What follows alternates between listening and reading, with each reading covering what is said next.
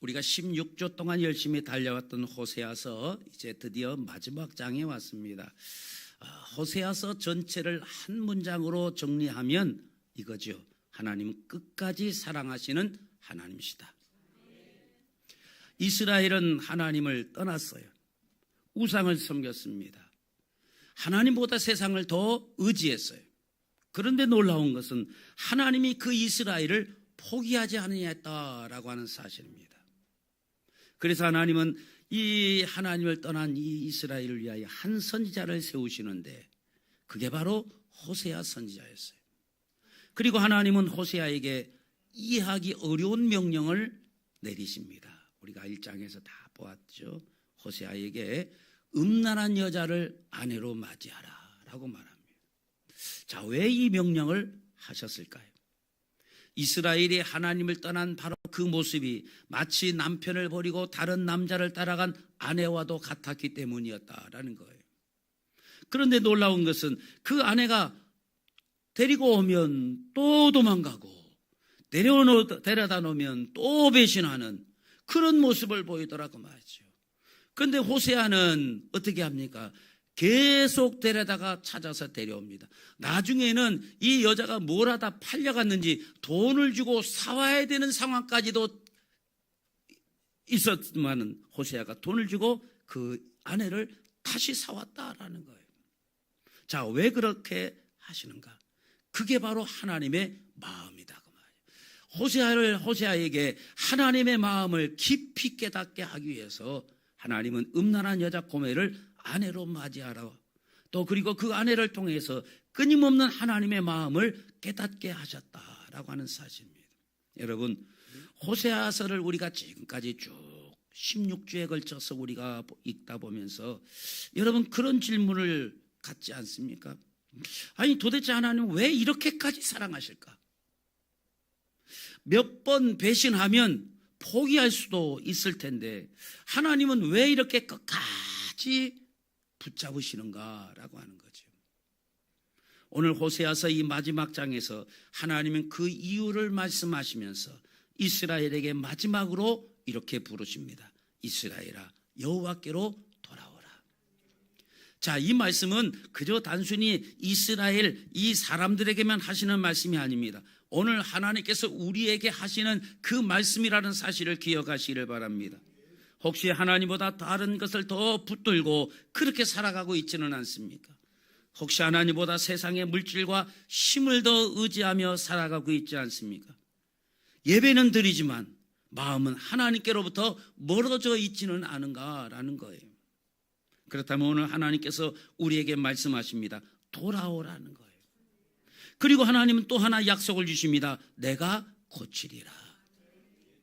여러분, 오늘 설교 제목이 돌아오라 내가 고치리라입니다.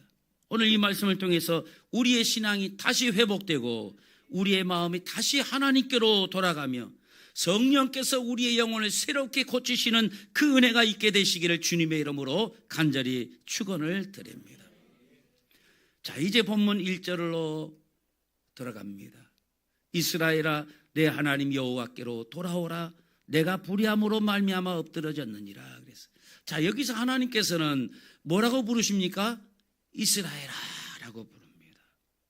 여러분, 우리가 서두에 말씀드렸죠. 이 호칭이 매우 의미 있는 호칭이라는 사실을 말씀을 드렸죠. 하나님께서 이스라엘 책망하실 때에는 사마리아라고 부르시거나 혹은 에브라임이라 그렇게 부르실 때가 있어요. 다 같은 말이에요. 다 이스라엘을 지칭하는 말입니다.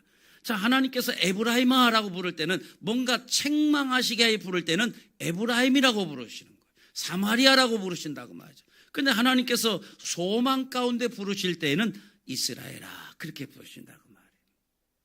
여러분, 이 이스라엘이라는 이름은 어떤 뜻입니까? 하나님과 씨름하여 이겼다라는 뜻입니다.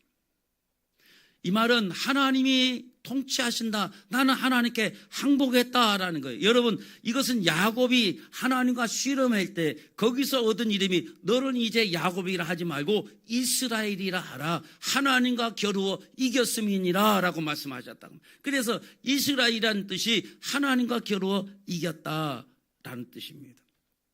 자, 그런데 이 야곱이 하나님과 씨름하여 이기기 위해서 하나님께서 어떻게 하셨습니까? 야곱을 항복시키셨어요. 다시 말하면 우리가 이겼다라고 한다면 보통 어떤 표현을 써요? 내가 상대방을 두들겨 패가지고 팔을 하나 부러뜨든지 아니면 뭐 이빨 3개를 부러뜨든지 이래야 우리가 이긴 거잖아요. 근데 보세요. 하나님은 야곱에게 야곱이 네가 이겼다라고 하는데 실상 누가 다리를 절고 있어요? 야곱이 절어요. 환도뼈가 누가 부러져? 야곱이 부러졌어요.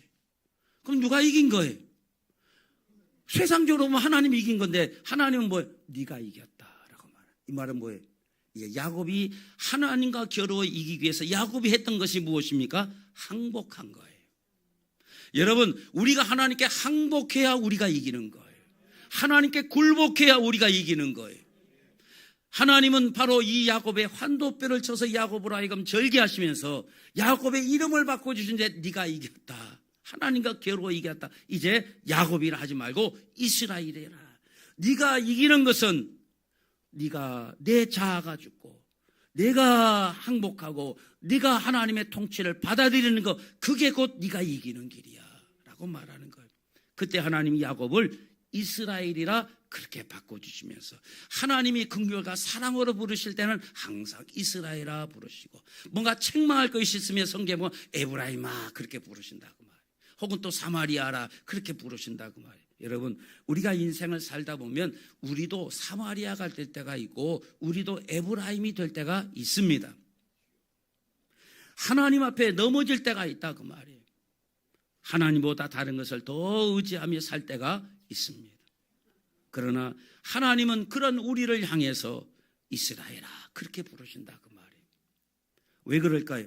하나님이 우리를 포기하지 않기 때문에 그렇다라고 하는 사실입니다.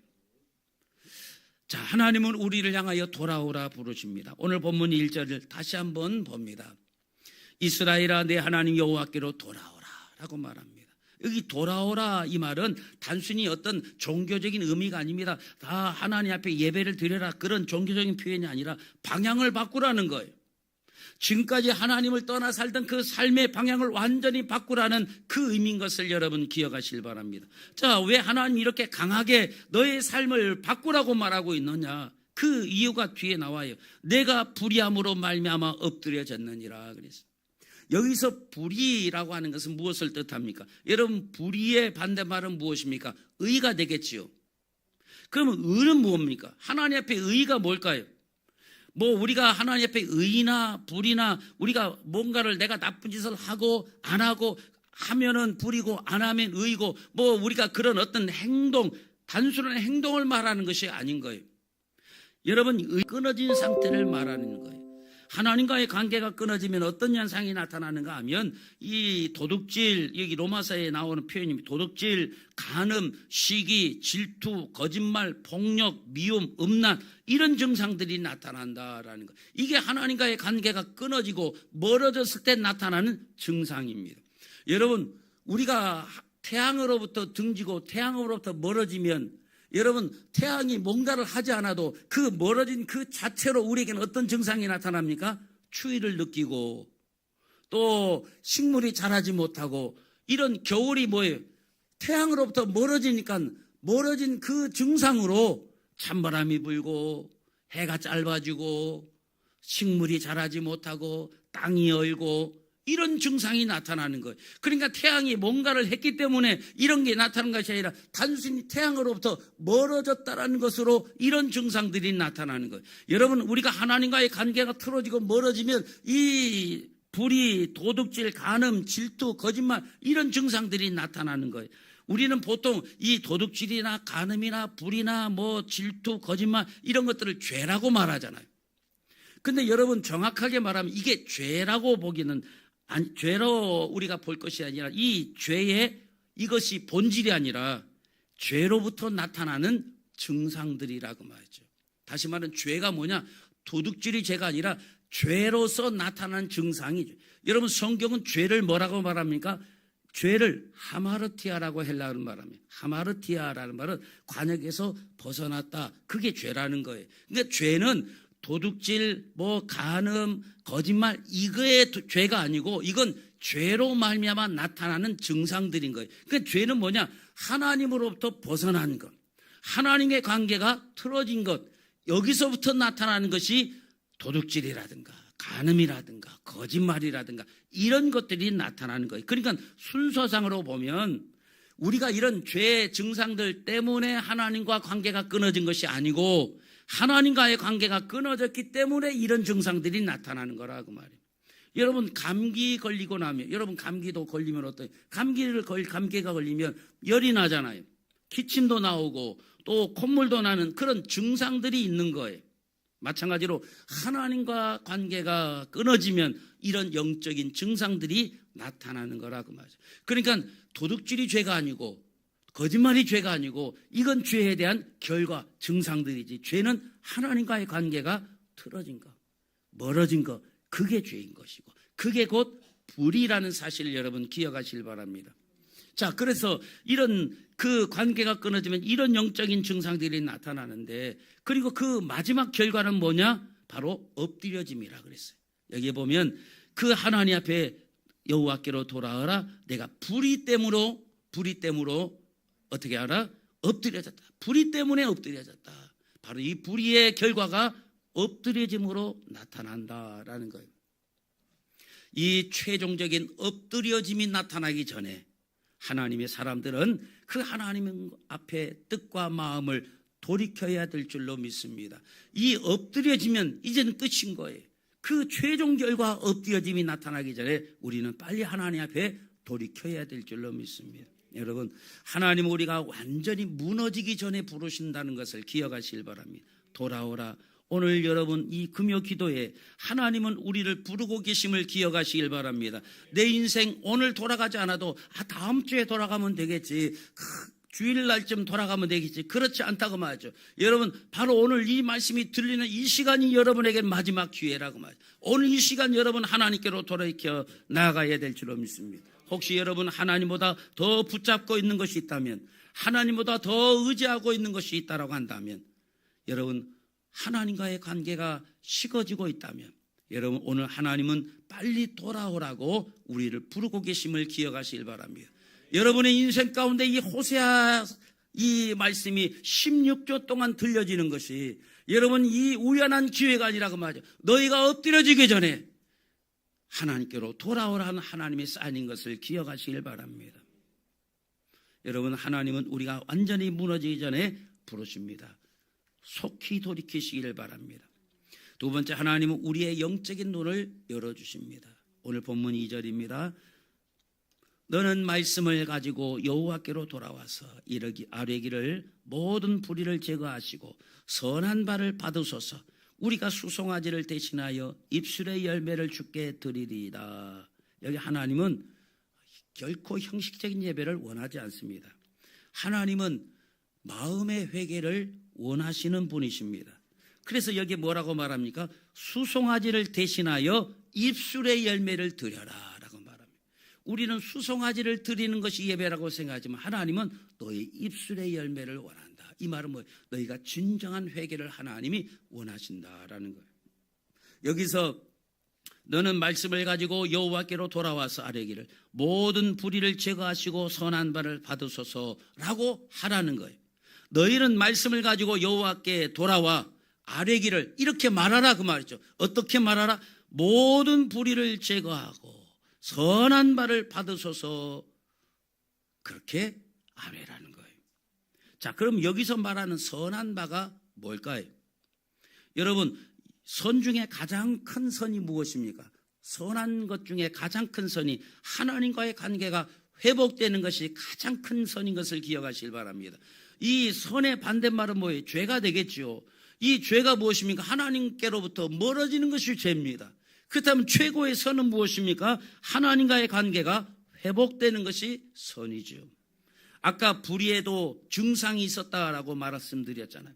마찬가지로 하나님과 관계가 회복되어지면 그 관계가 회복되어지는 데 나타난 증상들이 있습니다.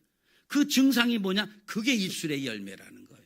여러분, 이 입술의 열매가 구체적으로 뭘까요? 하나님을 향한 찬양입니다. 그래서 여러분, 이게 내가 하나님과의 관계가 회복되었다는 증상이 하나님을 향한 찬양이 그 증상으로 나타나요. 시편 40편 2절 3절에 보면 다윗은 이렇게 고백합니다. 나를 기가 막힌 웅덩이와 수렁에서 끌어올리시고 내 발을 반석 위에 두사 내 걸음을 견고하게 하셨도다. 새 노래를 곧 우리 하나님께 올릴 찬송을 내 입에 두셨으니 많은 사람이 보고 두려워하여 여호와를 의지하리로다. 그래서 다윗이 여기 나를 기가 막힌 웅덩이와 수렁에서 끌어올리셨다라고 말했는데, 여러분, 다윗의 인생 가운데 기가 막힌 웅덩이와 그 수렁은 어느 순간이었을까요? 우리가 일반적으로 생각할 때 그 웅덩이와 수렁하면 다윗의 인생 가운데 사울이 다윗 죽이려고 그렇게 10년 동안 쫓아다녔을 때 다윗이 그 사울의 눈을 피해서 그렇게 도망다니고 나중에는 블레셋까지 도망하는 그 모든 과정이 다윗에게는 웅덩이고 그게 수렁 아니겠느냐, 우린 보통 그렇게 생각을 하죠.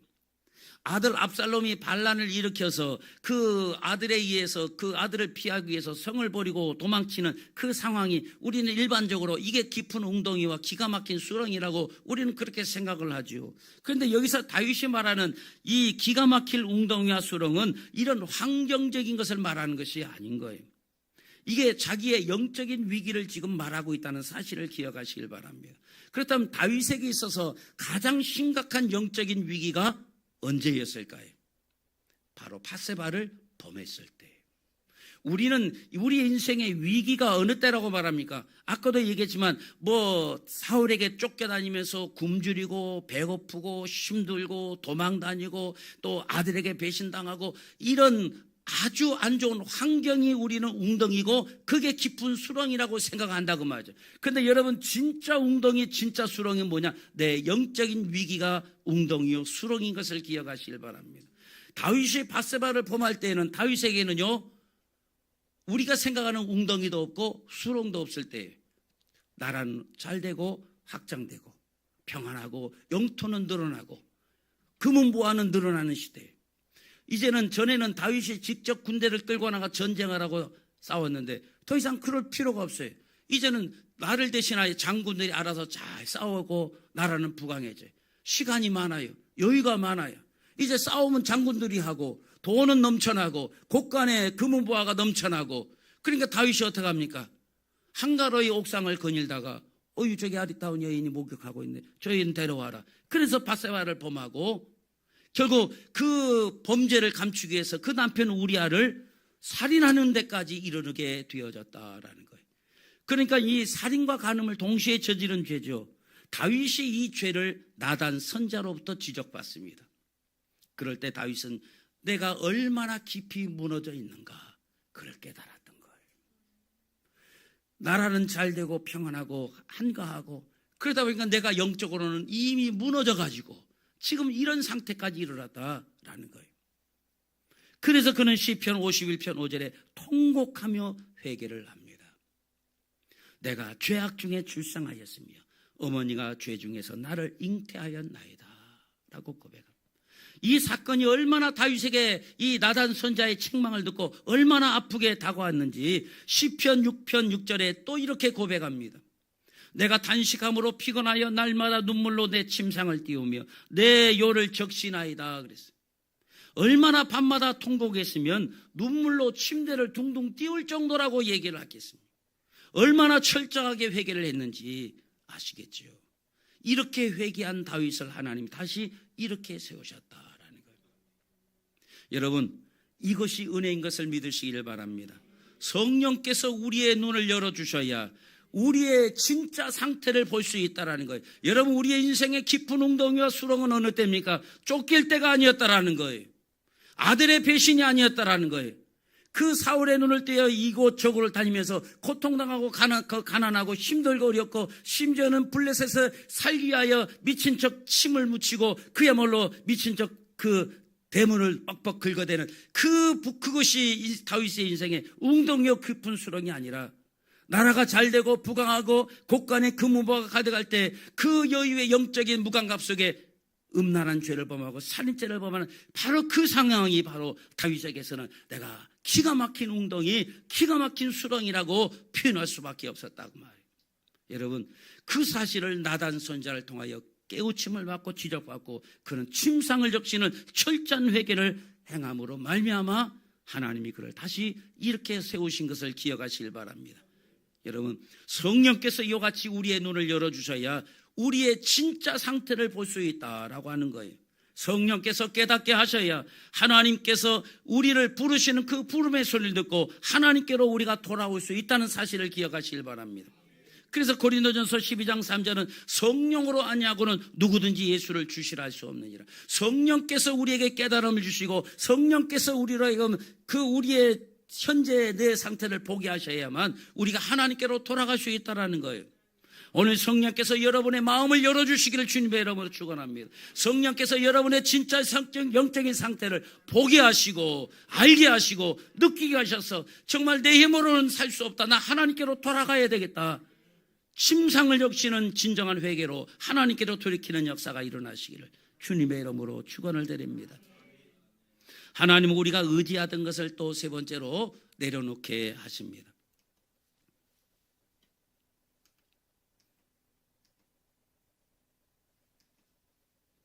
자, 오늘 본문 3절 우리 같이 읽겠습니다. 시작.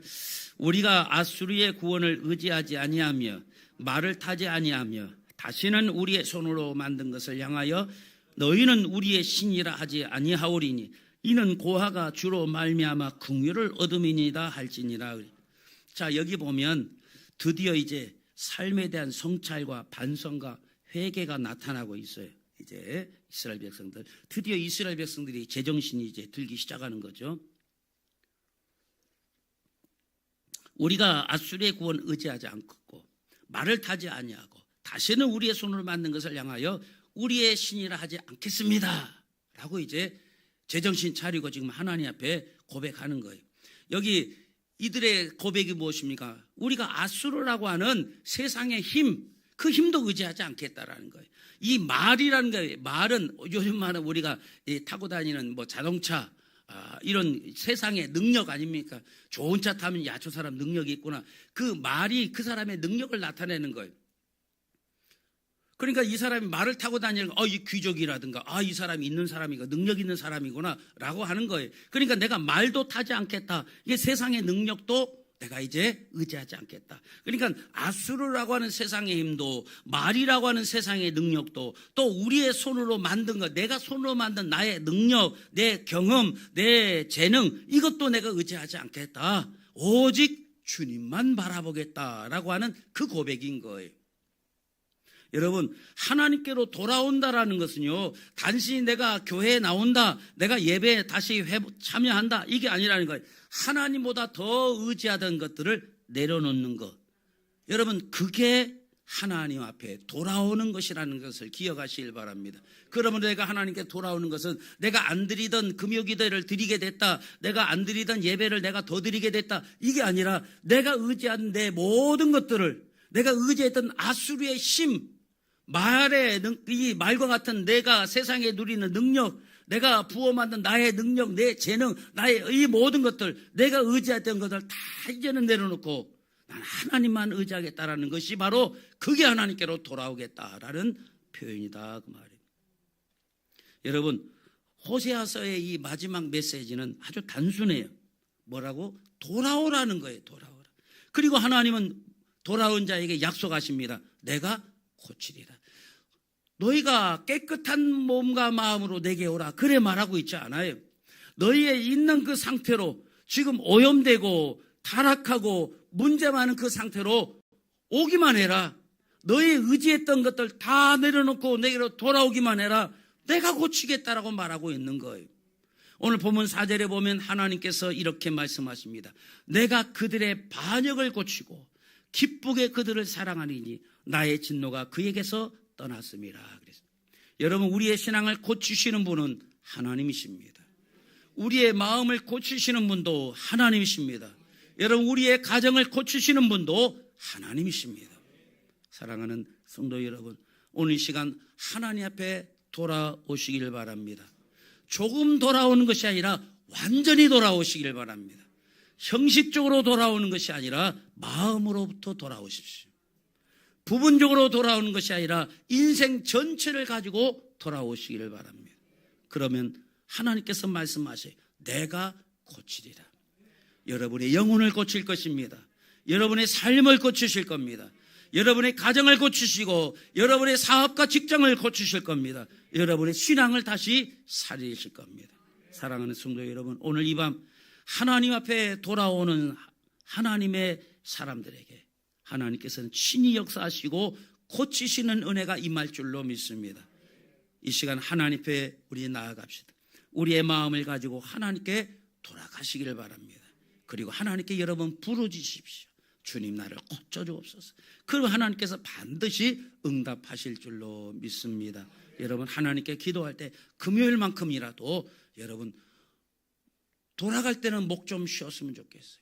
제가 금요일만 지나가면 목이 잠겨갖고 주일에는 내가 제대로 찬양이 안 나와요. 목요일 좀 풀렸다 싶으면 또 여기서 또 그래야 정상인 거예요. 여러분 오늘 이 시간에 부끄러움을 내려놔. 제가 여러분에게 자꾸 소리 지르라는 것이 체면 내려놔야 돼요. 크게 아버지를 부르고 나면 기도가 터지기 시작해요. 기도 가르쳐 주려고 하는 거예요. 여러분 속으로 웅얼거리지 말고 이따가 기도할 때는 진짜 큰 소리로 옆에 사람이 깜짝 놀라서 진짜 이 천장에 금이 쫙 갈 정도로 크게 외치며 기도하시길 바랍니다. 하나님 진짜 여러분 그렇게 기도하지 않고 살 수 있습니까? 이 물에 빠진 사람이 나 좀 한번 살려줘 보실래요? 나 여기 있는데 사람 살려. 그 사람이 목청이 터지도록 외치. 하나님 나에게는 하나님밖에 없습니다. 나 하나님께로 하나님 외에는 내가 의지할 방법이 없습니다라고 외치며 하나님께 여러분 나아가시길 바랍니다.